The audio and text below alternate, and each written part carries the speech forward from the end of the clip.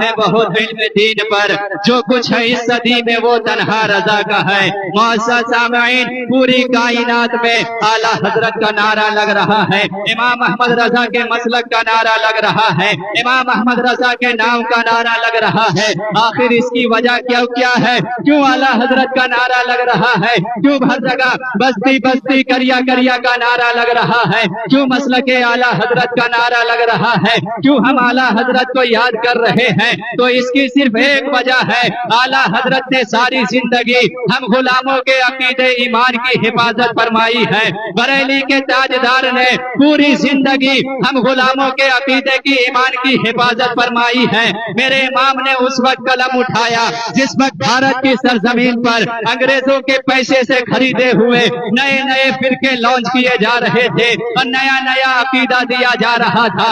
معاذ اللہ مصطفیٰ جان رحمت کو مر کر مٹی میں ملنے والا کہا جا رہا تھا۔ کوئی اٹھتا تھا اور کہتا تھا معاذ اللہ ہمارے آقا کو پیٹھ کے پیچھے کا بھی علم نہیں ہے۔ کوئی اٹھتا تھا اور کہتا تھا معاذ اللہ مصطفیٰ جان رحمت ہماری طرح ایک بشر ہے۔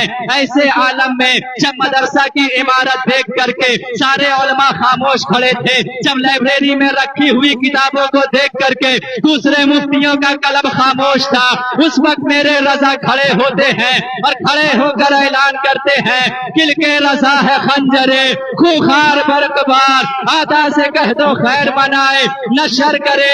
میرے امام نے کتاب لکھنا شروع کیا۔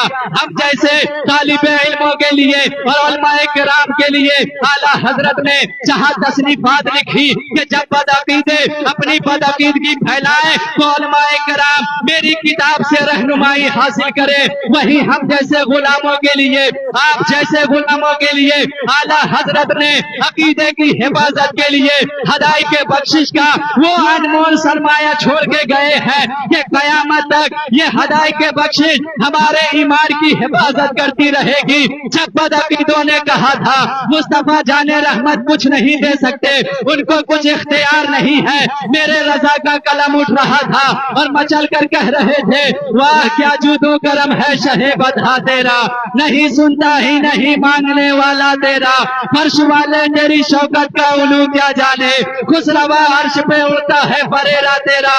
جب بدعقیدے کہہ رہے تھے مصطفیٰ جان رحمت کو اپنی طرح بشر کہو، زیادہ تعریف نہ کرو، زیادہ قصیدے نہ بیان کرو، اس وقت میرے امام کہہ رہے تھے سرور کہوں کہ مالک و مولا کہوں تجھے، باغ خلیل کا گلے سے با کہوں تجھے، اللہ رے تیرے جس میں منور کی تابش ہے، اے جانے جا میں جانے تجلا کہوں تجھے۔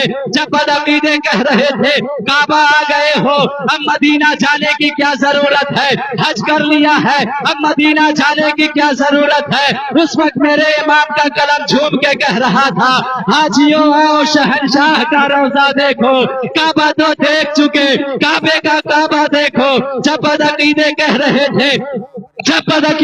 رہے تھے مصطفیٰ ہماری طرح بشر ہے، مصطفیٰ ہماری طرح انسان ہے، اس وقت میرے امام کہہ رہے تھے صبح طیبہ میں ہوئی بٹتا ہے بارہ نور کا، صدقہ لینے نور کا آیا ہے تارا نور کا، باغ طیبہ میں سہانا پھول پھولا نور کا، مست بو ہے بلبلے پڑھتی ہے کلمہ نور کا، تیری نسل پاک میں ہے بچہ بچہ نور کا، تو ہے آئین نور تیرا سب گھرانہ نور کا۔ جب میرے امام نے ساری زندگی مصطفیٰ کے عظمت کی پہرہ داری کی ہے، تب بارگاہ رب العزت سے میرے امام کو یہ انعام ملا ہے، اے امام احمد رضا تو نے ساری زندگی میرے حبیب کے در کی نوکری کیا ہے، تو یہ انعام لیتے جا، اب قیامت تک جہاں مصطفیٰ کے عظمت کی بات ہوگی وہاں ایک نعرہ ضرور لگے گا، ڈال دی قلب میں عظمت مصطفیٰ، سیدی اعلیٰ حضرت پہ لاکھوں سلام۔